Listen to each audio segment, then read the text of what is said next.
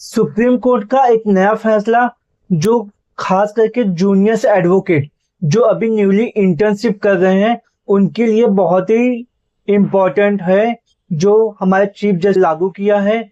जैसे कोर्ट में कोई भी केस लिस्टिंग होती है तो उसका एक बोर्ड होता है जिसमें आपका केस डिटेल या केस नंबर होता है, और उस नंबर के हिसाब से आपका कोर्ट में केस चलता है। सीरियल नंबर 1 2 3 XYZ जैसा भी हो। और कभी कभी ऐसा होता है कि आपको कोई मैटर अर्जेंट बेसिस पे उस कोर्ट में लाना होता है, आज उसकी डेट नहीं है, तो सीनियर्स कोर्ट में आके जज साहब को अप्रोच करते हैं कि मेरे मैटर्स में ऐसा अर्जेंसी है, आज ये हमारा मैटर सुना जाए। तो उस कंडीशन में बी आर गवाही ने साहब ने स्ट्रिक्टली मना कर दिया सीनियर्स को कि अगर आपको कोई भी मैटर कोर्ट में लिस्टिंग करवानी है तो उस कंडीशन में सीनियर ना आके आप अपने जूनियर को भेजिए, और आपका जूनियर कोर्ट रूम के अंदर आके अपने केस के अर्जेंसी बताएगा कि इसमें मुझे क्या अर्जेंसी है और क्यों आज हमारा मैटर को बोर्ड पे लिस्ट किया जाए। और फिर उसके बाद हम डिसाइड करेंगे कि मैटर को बोर्ड पे लेना है या नहीं है। तो उस कंडीशन में जूनियर्स के लिए दो चीज बहुत ही इसमें उनके लिए बेनिफिट होगा। जैसे पहला, एक तो उन्हें केस के बारे में अपने सीनियर द्वारा समझने की मौके मिलेंगे कि हमें केस में कोर्ट में क्या एक्सप्लेन करना है, क्या बताना है। और दूसरी अपॉर्चुनिटी ये मिलेगी कि हमें कोर्ट के अंदर जज साहब के सामने अपने केस को रिप्रेजेंट करने के लिए, जिससे आपको एक कॉन्फिडेंस लेवल भी आपका बूस्ट होता है, जिसमें आप एक अच्छा कल को आर्ग्यूमेंट भी कर सकते हो। तो ये आपके लिए काफी बेनिफिट होगा। इस पे आपकी क्या राय है आप कमेंट बॉक्स में कमेंट कर सकते हो। Thank you so much. वंदे मातरम। आपने बहुत बार सुना होगा एक्स पार्टी ऑर्डर। ये एक्स पार्टी ऑर्डर होता क्या है, इसे आम भाषा में समझा जाए। जब भी कोर्ट रूम में दो लोगों के बीच में कोई केस फाइल होता है, उस कंडीशन में जज साहब कोर्ट से अपोजिट पार्टी को काफी बार सम्मन भेजना, उनको कोर्ट से नोटिस जाना, बट अपोजिट का पार्टी कोर्ट में एक भी बार नहीं जाता है। तो उस कंडीशन में जो कोर्ट में प्रेजेंट रहता है उनकी बात पूरी सुनी जाती है, और फिर एक की बात सुन के ही ऑर्डर पास कर दिया जाता है, जिसे आम भाषा में समझा जाए इसे एक्स पार्टी ऑर्डर कहा जाता है। Thank you so much. वंदे मातरम। क्या वकील बनना आसान है? ऐसा कुछ लोगों का सवाल मेरे पास आया था। उन्होंने मुझसे पूछा क्या वकील बनने के बाद कैसे होता है क्या। तो मैं आपको इस वीडियो के माध्यम से बताना चाहता हूं कि अगर आपको वकील बनना है तो उस कंडीशन में आपके पास कुछ क्वालिटीज होने ही चाहिए। जैसे आपको पढ़ाई मरते दम तक करना ही पड़ेगा अगर आप एडवोकेसी के प्रोफेशन में हैं, अगर आप लिटिगेशन में प्रैक्टिस करते हैं तो। दूसरी चीज, आपको टाइम का बहुत ही पंक्चुअल होना पड़ता है। हमारे यहाँ पे टाइम बहुत ही इम्पोर्टेंट होता है। टाइम को लेके आप ऊपर नीचे नहीं कर सकते, खास करके कोर्ट में। अगर आप टाइम को लेके पक्के हो तो भी आप इस लाइन में कुछ कर सकते हो। एंड लास्ट, आपके अंदर डिसिप्लिन बहुत होना चाहिए।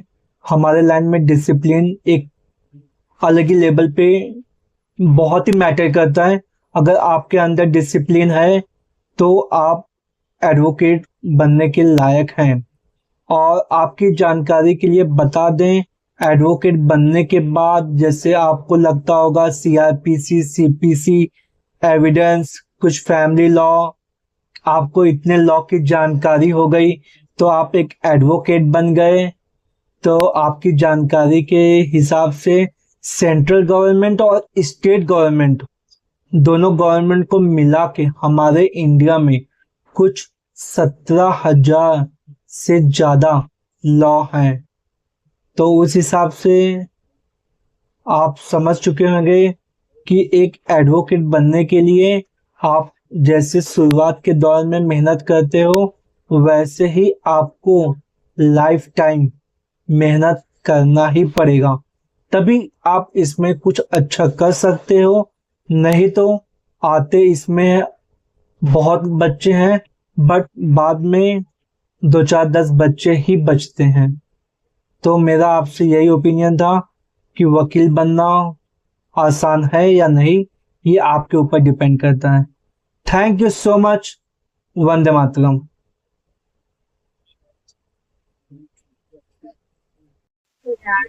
एडजॉर्नमेंट मतलब क्या होता है? कोई भी मैटर आपका कोर्ट में चल रहा है, एक पार्टी कोर्ट में आई है, दूसरी पार्टी एडजॉर्नमेंट एप्लीकेशन दे रही है कि जज साहब इस केस में हमको नेक्स्ट तारीख दिया जाए। उस कंडीशन में प्लेंटिफ हो या डिफेंडेंट हो, कोई भी ये एप्लीकेशन मूव कर सकता है। बट आप हर बार कोर्ट में आके नेक्स्ट डेट के लिए एडजॉर्नमेंट एप्लीकेशन दे रहे हो, तो उस कंडीशन में जज साहब आपके ऊपर पेनल्टी भी फाइन मार सकते हैं। तो आम भाषा में एडजॉर्नमेंट का मतलब ये होता है कि नेक्स्ट डेट देना हो।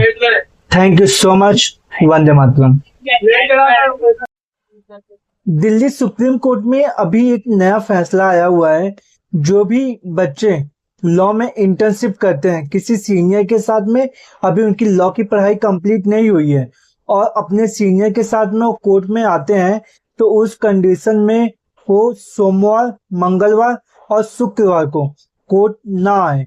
क्योंकि सुप्रीम कोर्ट का ऐसा कहना है कि जो अभी नए बच्चे कोर्ट में आ रहे हैं, इससे कोर्ट में काफी भीड़ हो जाती है, जिससे सीनियर्स को काफी दिक्कत का सामना करना पड़ता है। जैसे कोर्ट रूम के अंदर वो पहले से जाके कोर्ट रूम में बैठ जाते हैं, जिससे जो सीनियर्स होते हैं वो खड़े रहते हैं और उनको बैठने को सीट नहीं मिलता, और कोर्ट प्रोसीडिंग में भी काफी दिक्कत का सामना करना पड़ता है। तो उस कंडीशन में नए बच्चे जो भी इंटर्नशिप कर रहे हैं वो सोमवार, मंगलवार और शुक्रवार को कोर्ट ना आए, जिससे कोर्ट के काम में कोई बाधा ना बने। इस पे आपकी क्या राय है? आप कमेंट बॉक्स में कमेंट कर सकते हो। Thank you so much. वंदे मातरम। ये वीडियो खास करके हमारे जो न्यू एडवोकेट हैं, या जो इंटर्नशिप कर रहे हैं, या किसी के लिए जूनियरशिप कर रहे हैं कोर्ट रूम के अंदर, और जब भी कोर्ट के अंदर जाते हैं, जहां पे कोर्ट के जहां पे पीपी बैठता है, तो ओ लाइन और उसके बाद जो सेकंड रो है, इसको कृपया करके इसको पैक ना करें। मैंने देखा है बहुत सारी जगह पे कि जो नए बच्चे होते हैं वो जाके सबसे पहले आगे ही बैठ जाते हैं, उनका मैटर भी नहीं होता है, और वो जस्ट वहां पे आके किसी केस के बारे में देखना या फिर उसे समझने के लिए। तो उस कंडीशन में आप वो दोनों रो छोड़ के आप उसके पीछे बैठिए, और खास करके जब भी कोई सीनियर आप देखते हो वो खड़ा है, और वहां पे कोर्ट के रूम के अंदर बहुत लिमिटेड चेयर होते हैं, तो उस कंडीशन में आप उस चेयर को उस सीनियर के लिए छोड़ दिया करो। Thank you so much. वंदे मातरम। आप किसी भी केस में आर्ग्यूमेंट करने के लिए कोर्ट में जाते हो, तो उस कंडीशन में हम देखते हैं कि जूनियर एडवोकेट हो या फिर सीनियर एडवोकेट हो, आजकल आपने आईपैड में वो लेके जाते हैं और उससे आर्ग्यूमेंट करते हैं। बट कभी कभी ऐसा होता है कि जज साहब ने कोई केस के रिगार्डिंग कोई डेट पूछा, या क्या अमाउंट है, किस लिए है, तो कभी कभी हम ऐसे स्क्रॉल करते जाते हैं, वो चीज हमें दिखता नहीं है। तो उस कंडीशन में मेरा मानना है कि आप एक ब्लैंक पेपर लेके जाइए, जिसमें आप सारे मेन पॉइंट उसमें लिख के जाइए। जैसे एग्जांपल के तौर पे कोई 138 का मैटर है और आपको उसमें आर्ग्यूमेंट करना है, तो उसमें जैसे बेसिक कितने चेक दिए थे, उस चेक का अमाउंट कितना था, उसमें डेट क्या था, किसके किसके बीच में वो हमारी बात हुई थी, और हमें रिलीफ क्या चाहिए, और इसमें कॉज ऑफ एक्शन क्या हुआ था, और उसमें हमने क्या क्या डॉक्यूमेंट अटैच किए हैं। तो वो सब कंडीशन में अगर हम ब्लैंक पेज पे लिख के जाते हैं, तो दैट टाइम ऑफ आर्ग्यूमेंट हम जब अपना करना चालू करेंगे तो एक एक पॉइंट जैसे डेट, टाइमिंग, उसका नाम, चेक का नंबर क्या था, वो सब हमें हमारे नजर के सामने रहता है, जिससे आसानी से हम आर्ग्यूमेंट कर सकते हैं। ये वीडियो खास करके जूनियर और सीनियर एडवोकेट के लिए है। इस पे आपकी क्या राय है, आप कमेंट बॉक्स में कमेंट कर सकते हो। Thank you so much. वंदे मातरम। बहुत लोगों का सवाल था कि सर अगर इंटर्नशिप मुझे करना है या एडवोकेसी करनी है तो बेस्ट प्लेस कौन सा रहेगा। तो देखिए, अगर आप दिल्ली से करते हो तो बहुत ही अच्छा है, क्योंकि दिल्ली में small court, district court, high court और सुप्रीम कोर्ट वो भी दिल्ली में ही है। तो लिटिगेशन के मामले में सबसे अच्छा, अगर हम सिटी या स्टेट के बारे में बात करेंगे तो मेरे ओपिनियन से दिल्ली बेस्ट है। नहीं तो आप कोई भी ऐसे स्टेट से आप लॉ कर सकते हो। वहां पे सारे स्टेट्स में डिस्ट्रिक्ट कोर्ट होते हैं, स्मॉल कोर्ट होते हैं और हाई कोर्ट भी होते हैं। तो और अगर आप लॉ की पढ़ाई कर रहे हो तो जब भी आपका पेपर होता है, 1 महीने 1.5 महीने की और छुट्टी लेके उसके बाद आप डे 1 से प्रैक्टिस में आप उतर जाएंगे तो आपके लिए बहुत अच्छा होगा। और फिर ये मैटर नहीं करता आप दिल्ली से हो, मुंबई से हो या यूपी से हो, कहीं से भी। बट आप आज एडमिशन लिया और डे 1 से कोर्ट में आना चालू, तो इससे डेट टाइम ऑफ जब आपकी लॉ कंप्लीट होती है तो उस कंडीशन में आपको लॉ के बारे में काफी कुछ जानकारी, काफी कुछ नॉलेज हो जाता है। तो जिससे आगे चल के आपको फिर वापस से कम बैक नहीं करना होता है कि वापस से नए सिरे से सीखना। आपको काफी कुछ नॉलेज होता है और वहां से आपके पास जैसे डिग्री आती है आप अपना काम अच्छी तरीके से करना शुरू कर देते हो। Thank you so much. Vande Mataram. Advocacy में सीनियर्स की बहुत ही इम्पोर्टेंट रोल होता है। जी हाँ, अगर आप लिटिगेशन में प्रैक्टिस करते हो तो उसमें सीनियर्स का बहुत ही इम्पोर्टेंट रोल है। आप किसी भी सीनियर के साथ में अपनी प्रैक्टिस स्टार्ट करते हो तो वो अगर सीनियर आपको अच्छा मिला है तो आपको सारी चीजें सिखाता है, कौन सी काम कैसे हमारे एडवोकेसी में होता है। बट अगर आपको भी उनके साथ रहते हुए आपको कुछ पर्सनल काम आना शुरू हो जाता है तो फिर आपका सीनियर आपकी हेल्प करता है, इसको कैसे ड्राफ्टिंग करेंगे, इसमें कैसे डॉक्यूमेंट अटैच करेंगे, लिस्ट ऑफ डॉक्यूमेंट्स कैसे इसमें फाइल किया जाएगा, ई फाइलिंग कैसे होगा। तो आप सीखने के साथ साथ आप छोटे मोटे केसेस में अपने भी केस स्टैंड करना चालू कर दोगे।